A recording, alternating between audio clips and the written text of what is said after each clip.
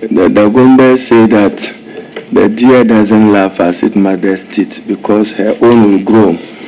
Today, one of our own is appearing before us. Mine is just clarification. The committees you serve in Parliament, can you clarify in this tenure, these were the committees, and then this particular tenure 2017, if you can provide further particulars to that. Thank you very much, Mr. Chairman. In a previous Parliament, the 6th Parliament, I was the Deputy Ranking Member on the Committee on Foreign Affairs. I also served on the Constitutional, Legal and Parliamentary Affairs Committee, and then finally the Public Accounts Committee. In this 7th Parliament, Business Committee I serve on due to my role as Majority Leader.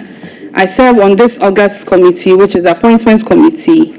I serve on Roads and Transport. And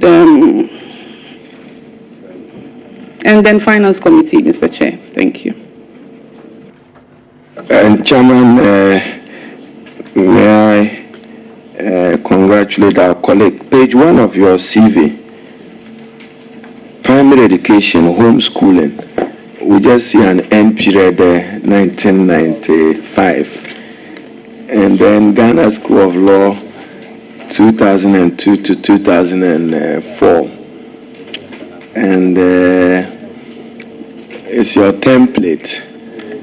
And specificity is lost there. Then page 2, where you did many senior managers in government, where if you come to the Kennedy School of Government, I can understand, unless you are saying that all these programs happened at the Harvard University and Kennedy School. I'm talking of page 2, just the top. And then head of chambers, again, you say 2013 to 2017, we don't have start off, we don't have an end date, assuming probably you got called to the bar in October. So if you don't state the date, we are minded to think that you started off from January. Chairman, this will pass as my. And then finally, page 3, parliamentary committees and caucuses. You have decided to do a mix. I'm sure at Chairman's pleasure, we could rearrange that and separate caucuses from the other. Then 2002 to 2002, item 8, Vice President, Law Students Union. You see, so Chairman, and then this one, Chairman corrected me, 204 to date in page 4. When you say 204, Chairman will interpret the hyphen there as to date. But for our purposes, we would have said that we understand. So congratulations, Chairman. These are my preliminary on the CV. I trust that along the line I can just have 2 substantive. If she agrees to improve the CV with you, then I can yield, Chairman. Honorable Adwoa Safo, in giving us a brief profile of yourself, you left out your rather impressive background in procurement law. I want to give you the opportunity to give us a brief on that, so that we can all appreciate that. I mean, I know it's stated on your CV, but can you give us a brief profile? Thank you very much, Mr. Chair. Just to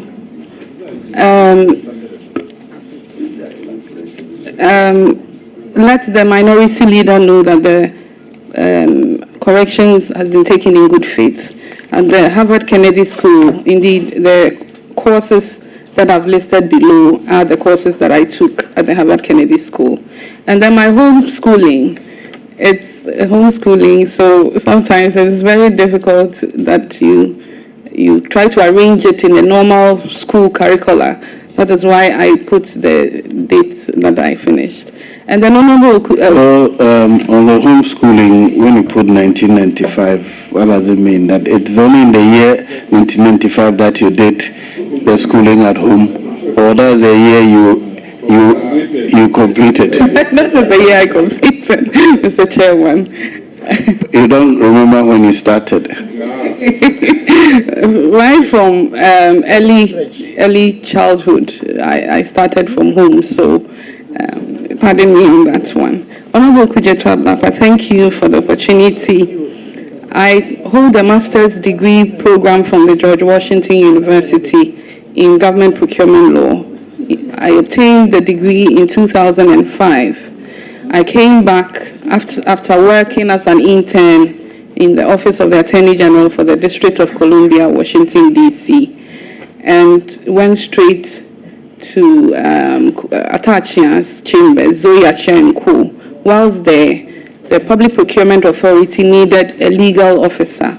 So at the time I applied, and so for the records of PPA, I was the first legal officer. I actually set up the whole legal department that has grown into something that we're all proud of today. So that's my procurement background. Thank you. Thank you very much. Page 1 of your CV, I hope you will agree with us to amend language spoken to languages spoken and written. Languages spoken and written. Page 2 of the CV, you have explained the circumstances under which we have an overlap. First Legal Officer, Public Procurement Authority, Accra, Ghana, 2007 to 2008, and National Service Legal Aid Board, 2006 to 2008. You have explained that, so I'll let that pass. Except on that page to ask if you indicate that you are still the head of chambers, Safo and Mafo. You know the question that will follow. Article 98 and Order 173. Do you have a certificate from the committee of members holding office? Earlier I indicated that we are yet to appear before the committee for certification to practice for this term of Parliament. So we did it in the past, but we have applied, but the committee, I'm very much aware of, hasn't sat yet. When we are called, we appear to properly get the clearance that is required of us from Right Honourable Speaker.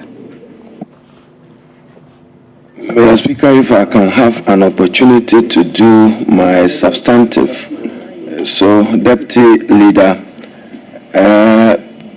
in the President's appointment letter, he highlights the fact that, and I read, 14th March 2017, Honorable Sarah Adwoa Safo, Minister of State at the Office of the President, Public Procurement. I want to believe and assume that the President recognizes that procurement globally and probably in Ghana remains a veritable source of corruption and open to abuses that undermines value for money and therefore undermine the taxpayers' money. Will you assure this committee that open competitive tender processes will be the hallmark of your administration in guiding public procurement processes? Thank you very much, Mr. Chairman. I would want to reiterate what has already been stated by His Excellency, the President, on our government's position on procurement in ensuring that there's transparency, fairness, non-discrimination, value for money, and to a very large extent, integrity in the procurement processes. And the only way that we can best champion this cause is through open competitive tender. So we believe that open competitive tendering is the way to go to open up the tendering process for as many that qualify or meet the specifications for the contract for which they want to bid for are given the opportunity to do so. I thank you.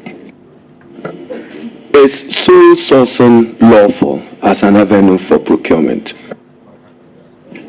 Mr. Chairman, sole sourcing is permitted under the Act 663 as amended by Act 914. It is a method that is acceptable under the Act. And to also put it this way. Is it lawful? It is. Thank you. But it is an exception to the rule rather than the general rule. Thank you. Will you encourage and support the President in ensuring that sole sourcing as a mode of procurement is used sparingly and rarely? I will do so, Mr. Chairman, if the conditions precedents set out in the Act and the guidelines for sole sourcing as developed by the PPA, conditions must be met. We would only advise if those conditions are satisfied, any one of them, and it's a pressing need at the moment for sole sourcing to be taken other than open competitive tendering. Thank you. Is this government under your supervision likely to use sole sourcing for any purpose of procurement? The chairman, this is futuristic, likely to, we can't predict that. Can you reframe your questions? Will sole sourcing be used? Mr. Chairman, as indicated earlier, sole sourcing is a method that is justified under the law, provided the conditions precedent exists. One of which, or many of these conditions, one include in the event of an urgent situation or an emergency, or where the item being procured would be the sole intellectual property right of a company or of an individual. So going competitive tendering at the end of the day brings you back to the same intellectual property holder. These are some of the conditions under. If we are able to satisfy same, we would, where necessary, if the conditions are met. But Mr. Speaker, on that, we believe that as a government policy, in the 2017 budget statement as read by the finance minister on behalf of His Excellency the President, he made known to us one of government's policy to ensure that sole sourcing is used, sparingly. Mr. Speaker, he went ahead and told us and to the people of Ghana that we are setting a ceiling of 50 million Ghana cedis. This is to say that any entity or government agency, ministry, municipal, metropolitan, who decides to go sole sourcing would have to get a prior justification or approval at cabinets, so that we are set in our minds as a government that this is our priority, it is in line with government policy and in line with the thresholds that has been set by ourselves internally to check ourselves. Thank you. Chairman, just a follow-up. I note that it is estimated that about $2 billion goes down the drain as a result of not properly managed procurement process of our country. Part of the challenge of Ghanaian companies is capacity, that when it comes to international competitive bidding, you see a local Ghanaian contractor or a local supplier being placed at the same level with an international company of better standards. What will you do to promote local participation and local benefit of the procurement processes in Ghana? Chairman, as rightly indicated by the minority leader, indeed, actually there's a World Bank report that indicates that in developing countries, of which Ghana is one, 70 to 80% of our total revenue goes down the drain through procurement. As a country, we have done a lot in reforming our public financial administration system. We have focused on budgeting, and so we enacted the PFM law. In between budgeting and auditing, and the Auditor General is also giving the right to audit what our spendings are as a government. In between budgeting and auditing is procurement. So we need to place as much emphasis on procurement to save our taxpayers' money from going down the drain. It is a government policy, and we stated it in our manifesto, that we would ensure that 70% of all government contracts go to locals, And Mr. Chairman, this is a way to promote our local manufacturers, suppliers, contractors, and to build their capacity. So if I'm given the nod, together with governments, we will create the enabling environments for these contractors who are locals to build their capacity.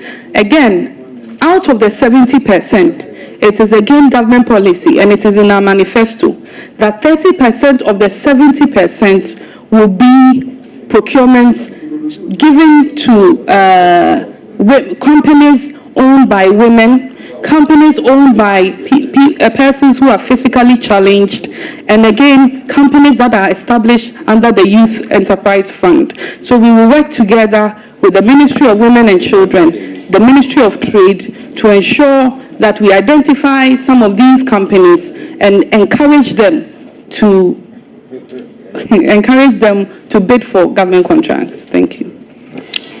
Will you punish entities that will resort to sole sourcing outside government advice and position? Mr. Chairman. A substitute punish for sanction under the law. Will you sanction? Thank you. Mr. Chairman, the sanctions are provided for in Section 92 of the Public Procurement Act as amended, and it is so clear. It's been reviewed in the amendment. The fine from 1,000 Ghana cedis to 2,500 Ghana cedis, or imprisonment for not less than 5 years. So the offense is already in the law. So we would. Will you enforce the sanction? We will work together with the Attorney General's Department to ensure that people who are found or entities found to have flouted the procurement law are dealt with. My last, and I should thank you for the indulgence, is cabinet a creation of the Constitution? Rightly so, sir. Cabinet is a creation of the Constitution. Rightly so. How should the Ghanaian people expect to know the cabinet of the president?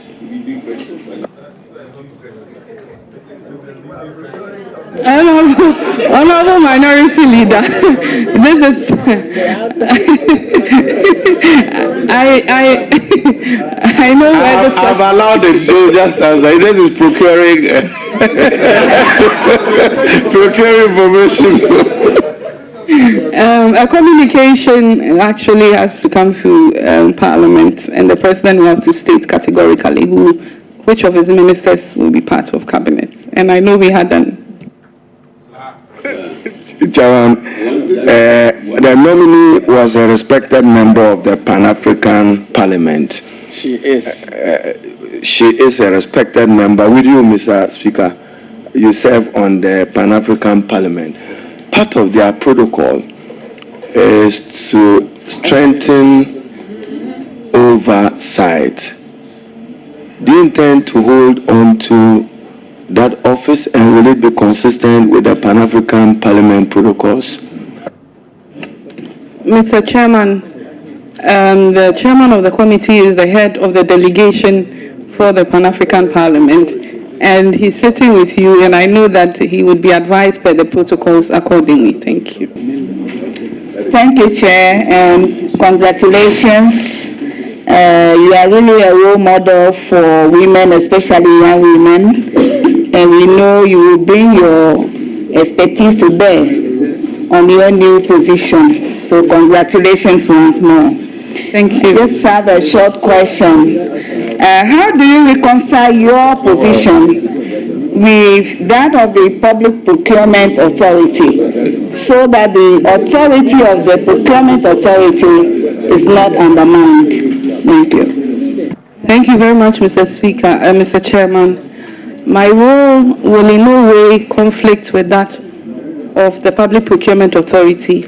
It will rather go to strengthen and empower the Public Procurement Authority to be the regulatory body that oversees public procurements that are done. What I would be doing is to be advising government on procurement issues. I won't veer into the regulatory functions of PPA. Mine is just to advise as an internal check for us as a government, even before we move to public procurement for the needed approvals that we ought to get for sole sourcing or for restricted tendering. Thank you. Okay, so Barbara. Congratulations, Mr. Chairman. Thank you, Bob. We're so proud of you. Since we came to Parliament, you've been our mother and our role model, and we're so proud of you. I have 3 questions. Very simple one. Okay, thank you very much, Mr. Chairman. What inspired you to specialize in public procurement? Thank you. Thank you very much. After my schooling at the law school and gaining my barrister at law certificate, I decided to read a master's program. I wrote to a number of universities and they brought me their brochures to indicate which courses they offered. I chanced on public procurement. I read about it. It was a very new area, very technical. I wanted something that was challenging. So I decided to take that course, and I bet you the first 2 months in Washington, D.C. wasn't easy, but I don't regret one bit for challenging myself to read a course that was not known. I remember my professors who were doing my recommendations kept asking, are you sure of what you're going to do? Because they have to write the recommendations based on what my experience has been with them at the academic level. And they never chanced on anything procurement, so they were wondering. But that is my inspiration. I got there and I didn't regret. And I must say that when I got back at the PPA, I was part of the team that moved for the amendment of PPB, Public Procurement Board, the change in the legal status of Public Procurement Board to the current Public Procurement Authority, to give it that. And then again, in the United States, within the Attorney General's department, they also have the appeals and complaints panel for contracts, aggrieved members who are contracted or suppliers.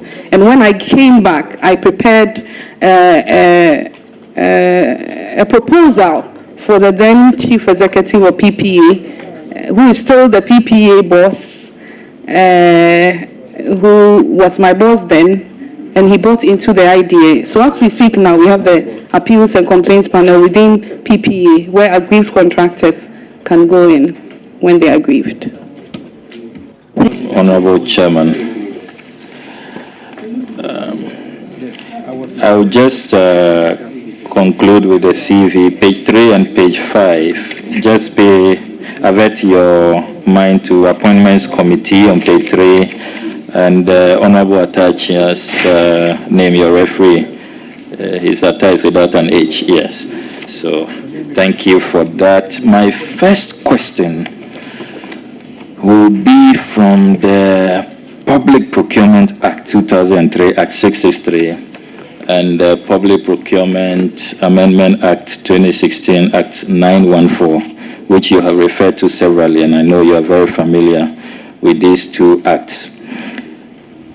A careful reading of the act suggests that the Public Procurement Authority is under the Ministry of Finance.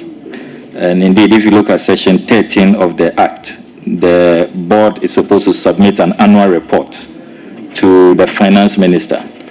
And Section 98 under interpretation indicates clearly that anywhere you see minister in the Act means the minister responsible for finance. Now we are having for the first time a minister for public procurement, which was not contemplated by the Act that regulates the sector. Wouldn't you say that your role, you will get in the way of the finance minister, and this will create theft problems and theft wars, which would not really help the procurement practice of our country. Thank you very much, Mr. Chairman. I do not think that I will veer into that arena.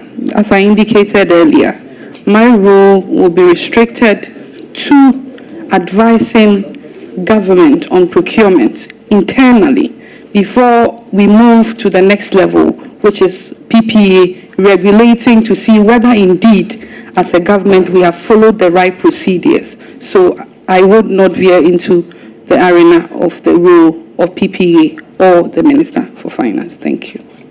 So if I'm understanding you clearly, the Public Procurement Authority will not be under you. Otherwise, I guess he has a follow-up. Congratulations, Honorable Safo. Will you recommend that the President brings an amendment to this act which enables him to assign any minister to oversee public procurement, which then makes your ministry capable of overseeing it? Will you recommend that the President quickly brings an amendment to Parliament so that he can assign any minister? If this House approves my nomination, I believe that I will have the needed interaction with His Excellency the President, and he will direct on the way to go accordingly. Thank you.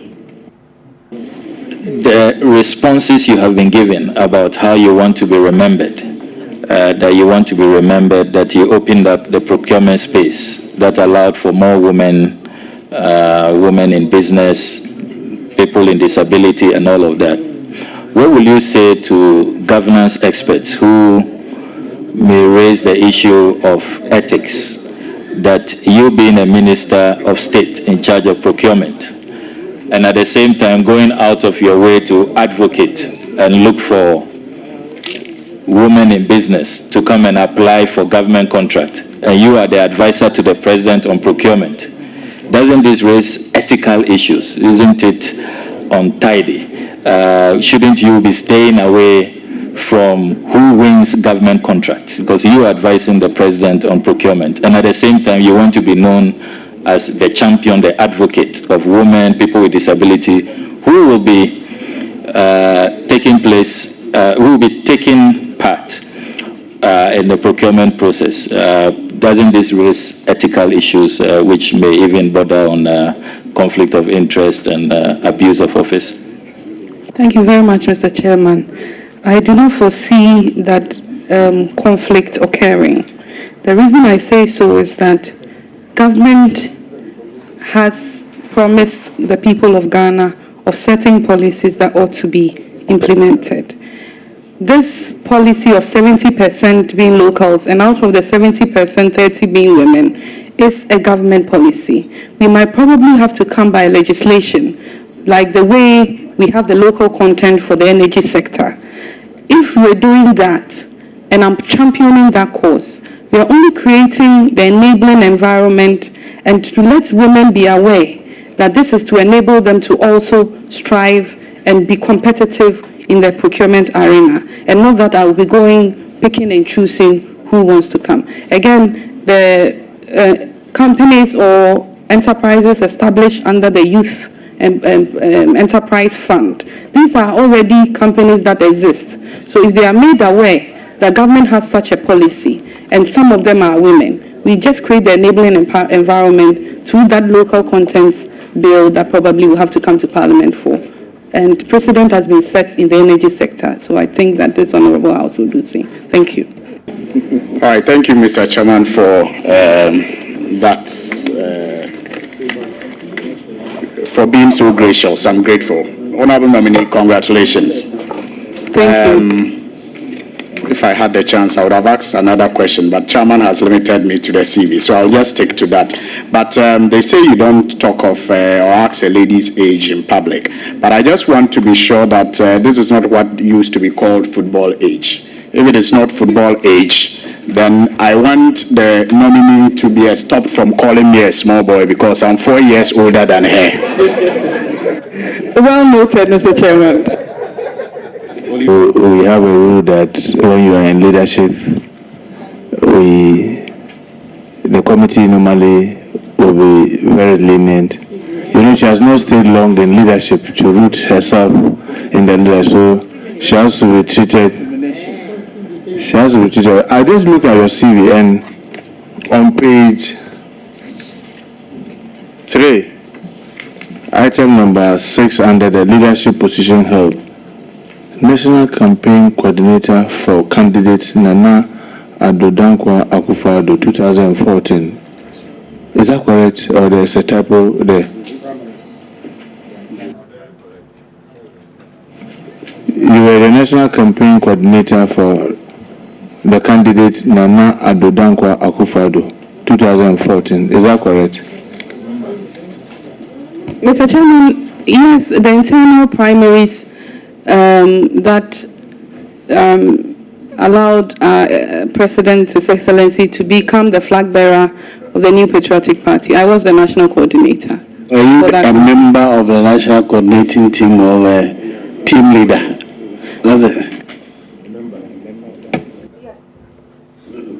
I was a member, yes. That clarification you want. That clarification is what he wanted. Okay, Yes. well noted. I just wanted to be sure that whether you were the coordinator or you were a member of the team. Well, so that leads me to what are the major procurement policies you think MPP government will want to roll? Since you've been a campaign coordinator or part of the team, you'll be moving with the president. So what are some of the major procurement policies that you think the MPP government will want to roll over the next 4 years? Thank you. As earlier indicated, the 70% government contracts going to locals. We want to create an enabling environment to promote local contractors to also bid. And then out of the 70 is 30%. Again, we would want to ensure that sole sourcing and restrictive tender as methods under the Procurement Act are used sparingly, and in doing so, set a ceiling.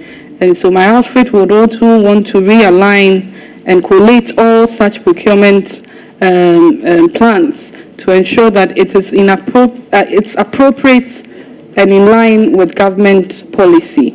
These are some of the things that, as a government, we want to roll out to instill in the Ghanaian people the integrity that ought to be in the procurement process. Mr. Chairman, is she aware that the Procurement Act amended that all the agencies have their entity committees? Almost, even including government machinery, which has an entity that monitor and ensure their procurement process.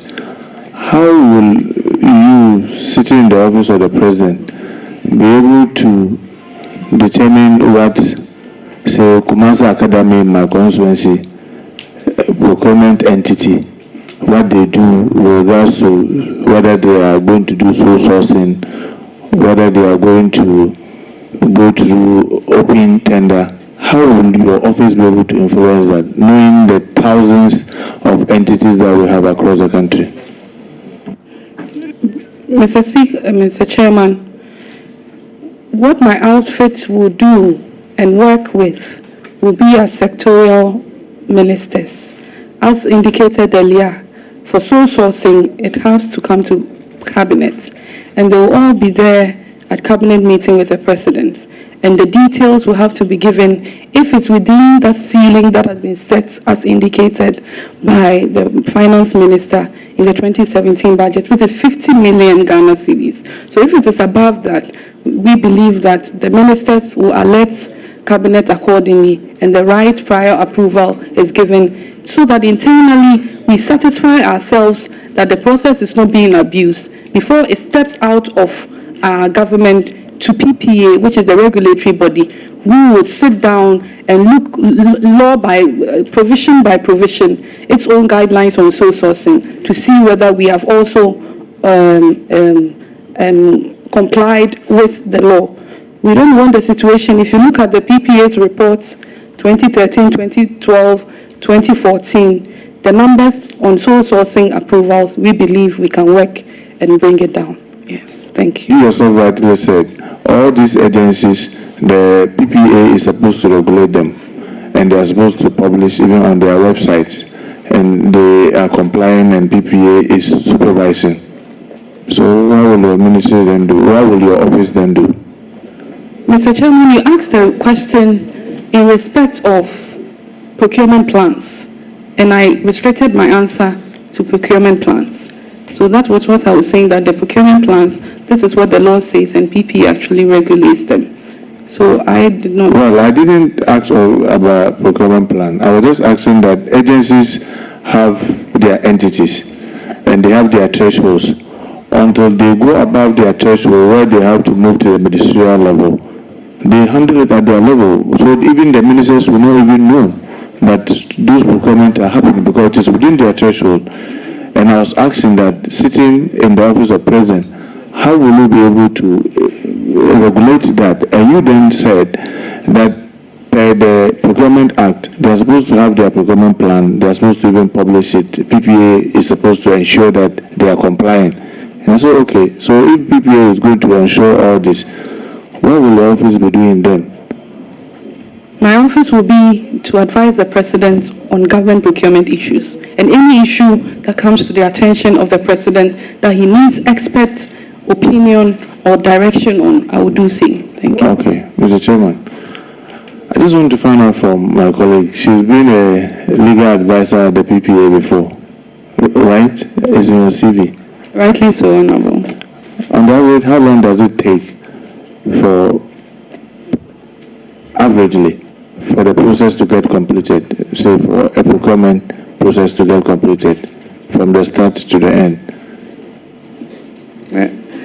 It actually depends on which kind of procurement, whether it's works, whether it's goods, or whether it's services. But ideally, it will take a few months. Well, let's say averagely, having had the experience, Yes, averagely do you think it will take about how long? a month. Okay, so now, with your, let's assume that averagely a month. Now, with your office, Minister of Finance, Cabinet, do you think it is going to shorten or lengthen the process of procurement? We'll work as much as we could to expedite this entire process. Thank Okay, you. Mr. Chairman, you know your daddy is doing so well with inventions and creating a lot of good things, vehicles and what have you, electronic gadgets. And as a Ghanaian company that as a country will have to encourage, just like Japan did with Toyota, like America did with Ford, do you think if procurement is going to be open all the time, your father's business can never get flourish? Because then it has to compete with Toyota, it has to Nissan and what have you. And it will not be restricted. It will not be restricted to be able to develop. You're seeking an opinion into the future. Well, the chairman says I'm seeking an opinion. I just want to know, you sitting at the office of procurement, and with daddy doing so much to be able to produce into the country's industry, vehicular company, and what have you. Do you foresee a possibility of conflict of interest? And how will you be able to manage that? Rightly so. I foresee in the event that Kantanka Automobile Company Limited, owned by my family, should bid for a contract. Obviously, I will have a vested interest in, and I will recuse myself accordingly. Good, Chairman. Because you are a leader, let me take the last one. What is, you know, now a lot of things are done electronic. And there is this view that if we can do electronic procurement, it will take away a lot of the human factors. What is your take on e-procurement?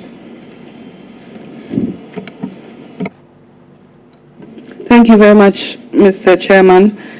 I believe that the Minority Chief Whip said it all, that e-procurement actually takes away the human face in the procurement process, and it checks corruption as well.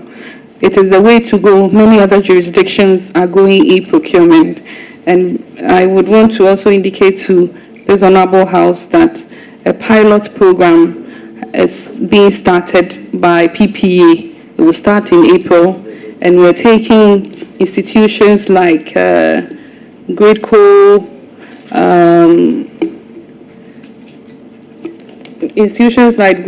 and high spending or line ministries to start the pilot program with. And I believe that once the pilot program ends and we're satisfied in our minds that that is the way we want to go, it will help this country save us a lot of money and take the human face out of it as a way of fighting corruption. Thank you. Because you did promise me that when they were doing through the process, you did promise me that you are likely to drive the first car. I've seen adverts about the vehicles, even though I have told you that when they start doing pickups, I'll be interested in getting one as a way of contributing. Are you really driving any of Daddy's car? I am driving Daddy's car, and I must tell you that the pickups are already there. There's been the first module, the second module, and the third module.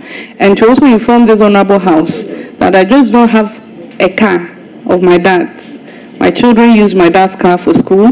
My constituency has a Kantanka pickup that my organizer uses, and I also have my personal one. So if you want me to go beyond the three, I might probably be running the company into a loss because I'm not paying. I would say that you didn't buy any of them, you just drive them. Oh, Honorable Mutaka. Daddy is pampering me small, so he's giving me 3 for starters, and my brother. Congratulations. Thank you. Is there any likelihood that Bekwai and Esuya will get one soon?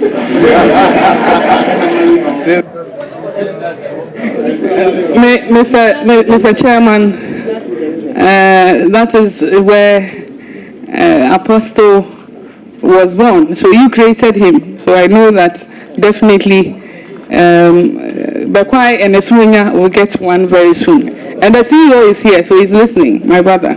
I'm looking at him when you're talking. I'm ensuring that I'm noting it down that we will be following up. Thank you. Okay. No.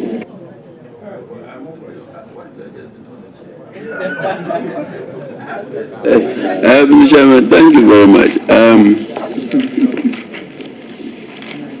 I will congratulate you once again, like everybody else, and still to go back and ask you, you were in Kennedy School.